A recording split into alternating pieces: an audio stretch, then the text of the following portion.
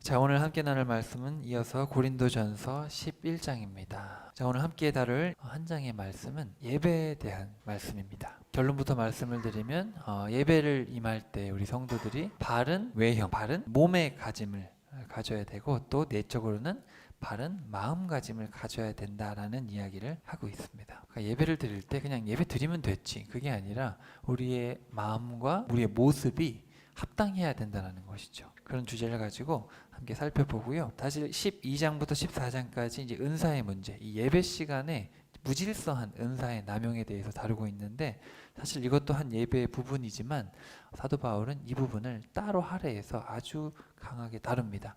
그 이유는 너무 심각한 문제였기 때문에 따로 다루고 있어서 이렇게 구분을 했고요. 오늘은 11장 함께 살펴보도록 하겠습니다. 자, 11장 2절 보시면, 자, 여러분이 내가 가르친 교훈을 다 마음에 새겨두고 그대로 행하고 있다니 얼마나 기쁜지 모르겠습니다. 아니, 이렇게 내가 여러분에게 알려줬던 진리의 말씀을 순종한다고 하지만 3절부터 사실은 여러분이 순종하지 않고 있습니다라는 얘기를 합니다. 쉽게 말하면 잘하는 것도 있고 못하는 것도 있죠. 그래서 여러분, 모든 사람이 다 잘할 수는 없습니다. 잘하는 부분도 있고 못하는 부분도 있고, 또 교회마다 잘하는 부분이 있고 책망받는 부분이 있는데 책망받는 부분을 줄여나가야 되는 것이죠. 그래서 먼저 사도 바울은 질책하기에 앞서 책망하기에 앞서서 여러분들이 내가 가르쳐줬던 것을 마음에 새기고 잘하고 있는 부분도 있다는 것을 제가 알고 있습니다. 그 부분에 대해서는 제가 참 기쁩니다. 그런데 여기 3절, 자, 이제 여러분에게 내가 깨우쳐 드릴 것이 한 가지 있습니다. 자, 이것은 예배의 어떤 외적인 모습에 대한 건데, 여기서 갑자기 남자와 여자에 대한 이야기를 합니다. 제가 아까 큰 그림을 말씀드렸으니까 그걸 염두에 두시고 읽어보십시다.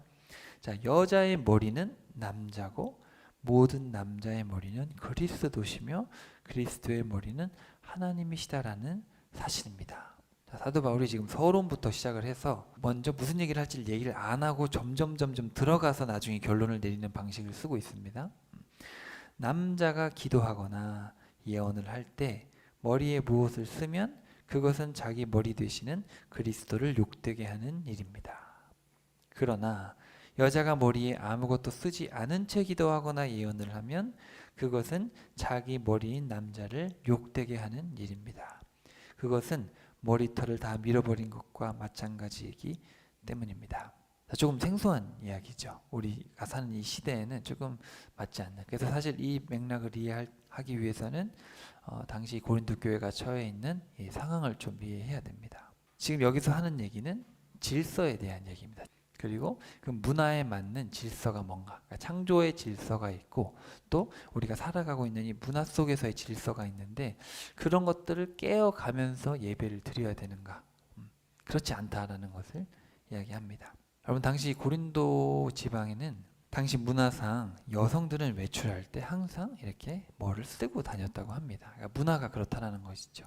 그리고 남자들이 여성처럼 머리를 기르는 것은 용납되지 않았던, 문화적으로 그랬다는 것이죠. 그렇기 때문에 당시에는 몸을 파는 여성이라든지 죄인들, 노예들이나 머리를 깎았습니다. 여성들 같은 경우에는 이제 팔아야 되니까 그런 것이죠. 근데 교회에 모인 사람들이 머리를 빡빡 깎고 나타나는 여성들이 그렇다든지, 당시 모든 헬라 사람들이 경건한 여성들, 경건한 사람들, 조금 바르게 산다는 사람들은 다 이렇게 머리에 뭐를 쓰고 이렇게 다니는데, 우리는 자유가 있다, 우리는 진리 안에서 자유하다, 내가 지식이 많다, 그렇게 우리가 지난 시간에 살펴봤듯이 그렇게 이야기를 하면서 우리는 세상을 따르지 않는다, 안 쓰고 예배당에서 그냥 문화를 다 내팽개치고 예배드리고, 남자들도 뭐 머리 기르는 건 내 자유다, 그래서 머리 마음대로 길러가지고 하고, 또 여자만 쓸 수 있냐, 나도 쓸 수 있다, 그래가지고 머리에 쓰고 예배드리고, 이게 문화적으로는 전혀 용납되지 않고 사실상 사람들이 뭐 저래 이렇게 했는데, 고린도 교회 사람들 중에는 그런 사람들이 있었다는 것이죠. 여기 3절에 나오는 여자의 머리는 남자고 남자의 머리는 그리스도고 그리스도의 머리는 하나님이시다. 자, 이거 무슨 얘기입니까? 높낮이를 얘기하는 게 아니라 질서를 얘기하는 것이죠. 하나님의 질서라는 게 있다. 그리고 이 고린도 교회에 지금 일어나고 있는 이 머리에 뭘 쓰는 문제도 사실은 이 당시 사회 질서에 대한 문제를 다루고 있죠. 자, 6절 계속해서 봅시다. 여자가 머리에 아무것도 쓰기 싫으면 머리털을 깎아버리십시오. 그러나 머리털을 다 깎는 것이 수치스럽거든 무엇으로든 머리를 가리십시오. 여기 깎아버리십시오.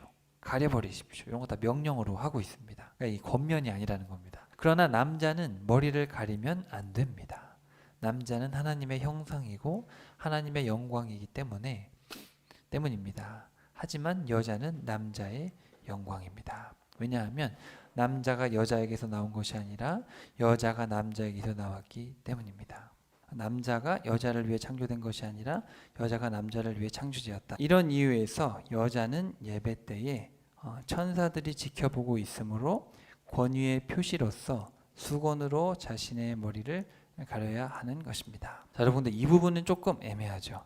아니 천사들이 지켜보고 있으므로 권위의 표시로서 수건으로 자신의 머리를 가려야 된다. 이게 도대체 무슨 말인가? 이에 대한 정확한 해석은 불가능합니다. 왜냐하면 우리가 사람이 한계가 있기 때문에.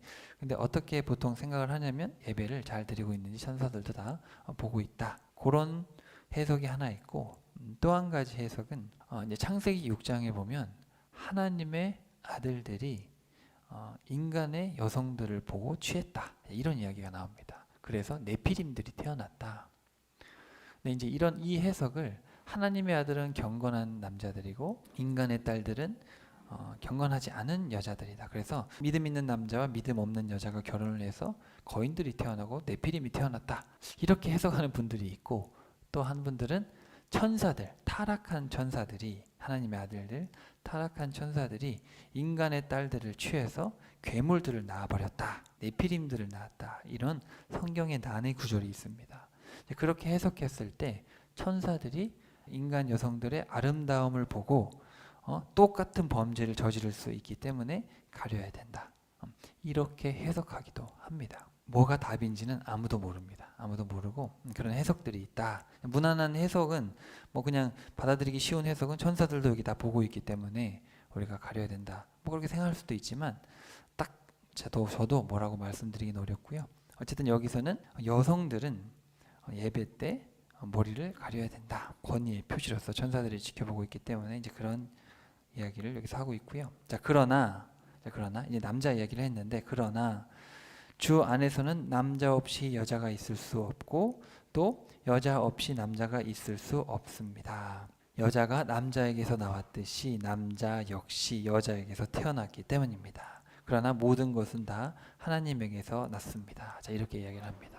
그래서 아까 7절부터 쭉 보시면은 남자가 여성의 머리다 이렇게 이야기를 하고 여자는 남자의 영광이다. 왜냐하면 남자가 여자에게서 나온 것이 아니라 여자가 남자에게서 나왔다. 그러니까 하나님이 아담을 만드셨고 아담의 갈빗대를 취해서 여성이 나왔죠. 그렇다고 남자가 우월하냐? 그런 게 아니라는 얘기입니다. 오히려 11절 12절에 보시면 아니다. 여성이 없으면 남자가 태어날 수가 없지요. 그런데 궁극적으로는 우리 모두는 하나님에게서 났다. 자, 그래서 여기서 하는 이 모든 얘기는 뭐냐면 차별을 이야기하는 것이 아니라 지금 질서를 이야기하는 것이고 막혀진 역할, 구별 이런 것들을 이야기하는 것이죠. 여러분 남성은 남성이 잘하는 게 있고 여성은 여성이 잘하는 게 있습니다. 뭐 그냥 쉬운 얘기로 남성들은 여러 가지를 한 번에 잘 못하지 않습니까? 여성들은 한 번에 여러 가지 일을 하고 있죠. 하지만 또 그것 때문에 여성들은 생각이 많고 복잡하고 근데 남성들은 단순하니까 또 거기서 오는 장점. 제가 이 이야기를 하는 이유는 하나님께서 다 남자에게 맡기실 역할이 있기 때문에 남자를 만드신 거고 또 여성에게 맡기실 역할이 있기 때문에 여성에게 그런 특징들을 주신 것입니다. 그러니까 이거는 남자가 우월하고 여자가 우월하고 이런 게 아니죠. 하나님의 질서라는 겁니다. 하나님은 조화로운 세상을 이끌어 가시기 위해서 남성과 여성을 창조하신 것이죠.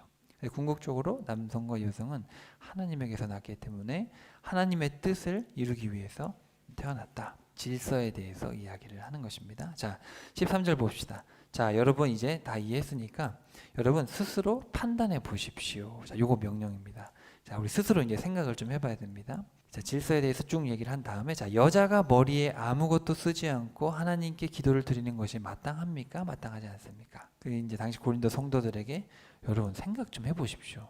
이 지금 질서라는 걸 내가 말씀드렸는데 이 지금 우리가 살고 있는 이 문화 질서 속에서 여성이 아무것도 안 쓰는 게 맞겠습니까? 왜냐하면 당시엔 용납되는 게 아니었으니까. 여러분의 본성이 가르쳐주지 않습니까? 남자가 긴 머리를 하는 것은 그에게 수치가 되지만 여자가 긴 머리를 하는 것은 그녀에게 자랑이 되지 않습니까? 긴 머리는 여자에게 가리는 역할을 해주기 때문입니다. 이 문제를 두고 의견을 달리하는 사람이 있더라도 나는 더 이상 설명하지 않겠습니다. 어쨌든 여자가 머리에 아무것도 쓰지 않고 기도하거나 예언하는 관습은 우리에게는 없고 하나님의 교회에도 없기 때문입니다. 당시에 문화적으로 도저히 용납될 수 없는 그런 상황이라는 것이죠. 자, 여러분 여기 2절부터 이제 16절까지 질서에 대한 이야기를 했는데 쉽게 말하면 우리의 보여지는 겉모습, 이것도 참으로 중요하다라는 얘기죠. 우리가 세상으로 눈을 돌렸을 때 결혼식에 갈 때 무슨 옷을 입습니까? 결혼식에 합당한 옷을 입겠죠. 예복을 입지 않겠습니까? 수영하러 갈 때는 수영복을 입는 것이고 또 높은 사람을 만나러 갈 때는 정장을 입고 그렇게 가죠. 그러니까 다 시기적절한 그 문화에 맞는 그런 것이 있죠. 또 한국에서는 이때 이걸 입는다고 해서 외국에서도 또 그런 건 아니죠. 다른 문화권에서는 또 그 문화에 맞는 의복이 있고 다 다릅니다. 그럼 우리가 하나님을 만나러 올 때 하나님께 합당한 우리의 이 외적인 모습이 어떠한가? 그것에 대해서 우리가 판단을 해봐야 되는 것이죠. 여기 13절에 스스로 판단해 보십시오. 여러분 예배를 드리러 올 때 수영복을 입고 오는 게 맞겠습니까? 안 맞겠습니까? 운동복을 입고 오는 게 맞겠습니까? 안 맞겠습니까? 높은 분, 이 세상을 창조하신 분에게 예배 드리러 갈 때는 그에 합당한 옷을 입어야겠죠. 이거 당연한 거 아닙니까, 여러분? 그죠? 그러니까 생각을 해보라. 판단해봐라. 그러니까 사실은 사도 바울이 고린도 교회 향해서 머리에 수건을 쓰고 안 쓰고의 문제를 얘기하는 것이지만 좀 더 큰 그림에서 지금 이런 질서와 무엇이 합당한가, 예배 때 우리의 외적인 모습이. 그래서 어떤 분들은 뭐 그냥 대충 입고 그냥 반바지 입고 편하게 입고 뭐 예배 드리면 되지, 뭐 하나님이 마음을 보시지 외모를 보시나? 과연 그게 그리한가라는 겁니다. 우리가 사회에서도 그렇지 않는데 교회에서 자유하다고 믿음이면 된다고, 그게 그렇지 않다는 것이죠. 우리의 몸가짐을 잘 봐야 된다. 자, 넘어가 봅시다. 자, 17절. 두 번째 문제죠. 자, 이제 내가 다루는 문제에 대해서 여러분을 칭찬할 수가 없습니다. 그것은 여러분의 모임이 유익하지 않고 도리어 해롭기 때문입니다. 자, 이게 이제 중심부에 있는 내용인데 이제 내적인 이야기를 할 겁니다. 여러분들의 그런 모습이, 여러분들이 그렇게 모여가지고 하는 그게 전혀 유익하지 않다는 것이죠. 오히려 세상 사람들이 봤을 때 뭐 저러냐, 오히려 교회가 덕이 안 되고 조롱을 받는 모습을 보여주고 있기 때문에 내가 여러분을 칭찬할 수가 없습니다. 자, 18절 봅시다. 무엇보다도 여러분이 교회에서 모일 때 분열이 있다고 들리는데 나는 이것이 어느 정도 사실이라고 믿습니다. 자, 여기 분열이라고 번역된 단어는 진짜 분열입니다. 그 고린도전서 1장에서 여러분에게 다툼이 있다 그랬습니다. 다툼. 그러니까 다툼이라는 단어는 헬라어가 다른데 깨어지기 전입니다. 깨어지기 전. 여러분은 분열해서는 안 됩니다. 그렇게 얘기를 하면서 여러분에게 다툼이 있다 이렇게 1장에서 얘기했는데 11장 18절에 보니까 여러분에게 분열이 있다? 완전히 쪼개졌다라는 이야기도 들리는데 나는 이게 어느 정도는 사실이라고 믿습니다. 물론 여러분 가운데 누가 하나님 보시기에 합당한 사람이냐를 가리려면 어쩔 수 없이 분파도 생길 것입니다. 그렇지만 여러분이 분열되어 있으니 여러분이 함께 모여 식사를 나눈다 해도 그것은 주의 만찬이라고 할 수가 없습니다. 외적인 문제에 대해서 이 정도 다뤘는데 지금 내적인 문제를 다룰 때는 여러분들 지금 분열돼 있다. 완전히 하나가 아니다. 여러분은 성만찬을 할 수가 없다. 주님의 제자들이 하나 돼서 하는 건데 여러분은 할 자격이 없다. 지금 되게 강하게 이야기를 하는 것입니다. 여러분 주의 만찬에 참여하지 못한다는 얘기는 주의 백성이 주의 제자가 아니라는 얘기지 않습니까? 먹을 때 여러분이 가져온 음식을, 자, 이게 실질적인 문제예요. 여러분이 가져온 음식을 모두 먹고 나누어 먹지 않고 각자 자기 것을 먼저 먹어버리고 어떤 사람은 배가 고프게 되고 어떤 사람은 너무 많이 마셔 술에 취해버립니다. 여러분에게 마음 놓고 먹고 마실 집이 없습니까? 아니면 하나님의 교회를 하찮게 여겨 자기 음식을 가져올 수 없는 가난한 사람들을 창피스럽게 만들 작정입니까? 내가 여러분에게 어떤 말을 해야 되겠습니까? 이 일에 대해서 여러분을 결코 칭찬할 수가 없습니다. 지금 사도 바울이 무지 화가 나 있는 상태죠. 고린도 전서라는 책을 읽을 때는 항상 화났다 생각을 해야 됩니다. 도대체 여러분 왜 이렇게 덕이 안 되는 창피스러운 일들을 도대체 왜 저지르고 있습니까? 그러니까 무슨 일이 있었냐면은 여러분 당시에 이 초대교회는 주일에 뭐 했습니까? 주일에 모여서 지금 우리 같은 이런 어떤 예배라기보다는 부활하신 주님을 기뻐하고 우리도 부활할 것이다. 그래서 음식을 다 가져와 가지고 먹고 또 주님 명령하신 대로 성만찬을 하고 함께 모여서 음식을 나누고 심지어 땅도 나누고 재산도 나누고 그랬다라고 기록되어 있지 않습니까? 사도행전에.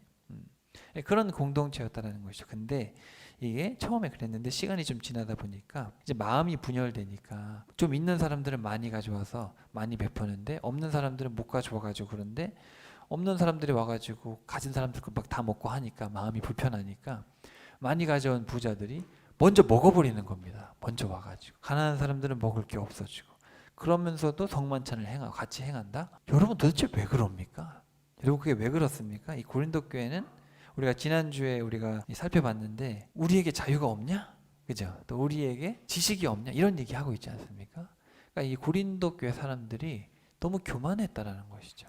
사랑이 없이 배 타고 다니는 사람들 또 당시 여러 가지 문화들 막 섞여 있는 시끌벅적한 그 아가야의 수도 이 고린도. 그러니까 돈도 많은 돈이 오고 가고 쾌락이 왔다 갔다 하고 이런 곳에서 뭐 내가 최고다.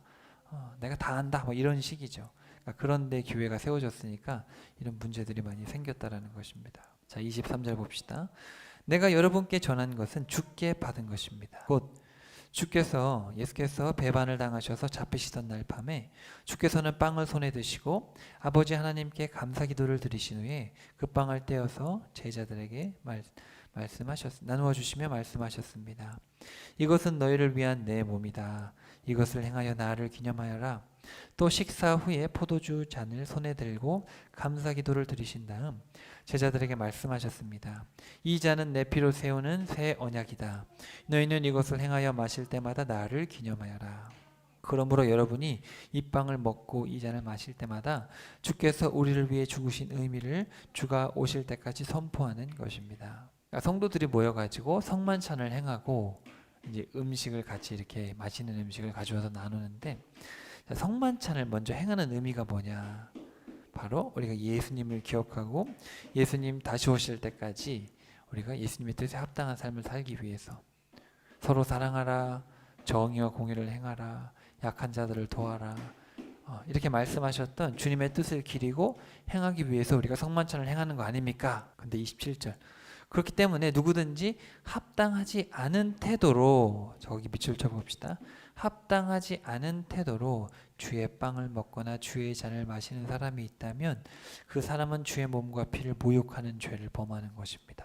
그러니까 여러분 성만찬을 행할 때 정말 나를 위해 죽으신 그 예수님의 마음을 내 마음에 품고 그리고 정말로 내가 주님 명령하신 대로 예수님 명령하신 대로 나 자신을 부인하고 십자가를 지고 내가 모든 것을 뒤로하고 주님을 위해 살겠습니다. 그런 다짐하는 마음으로 포도주와 빵을 먹어야지 그냥 아무 생각 없이 먹고 그냥 맛있으니까 먹고 이거 죄라는 얘기입니다. 죄. 성만찬을 행할 때 함부로 하면은 죄죠. 그러므로 주의 빵을 먹거나 주의 잔을 마시기 전에 먼저 자기 자신을 주의 깊게 돌아봐야 합니다. 우리의 마음가짐을 정말 주의 깊게 돌아봐야 된다. 만일 누군가가 그 빵과 잔이 주의 몸임을 분별하지 못한 채 먹고 마신다면 그는 자기 자신에게 임할 심판을 먹고 마시는 것입니다. 예배를 드릴 때 정말 온전한 마음으로 하나님 앞에 나왔다는 마음으로 예배드리지 않는 자들에게는 심판뿐이 없다. 여러분 그렇지 않겠습니까?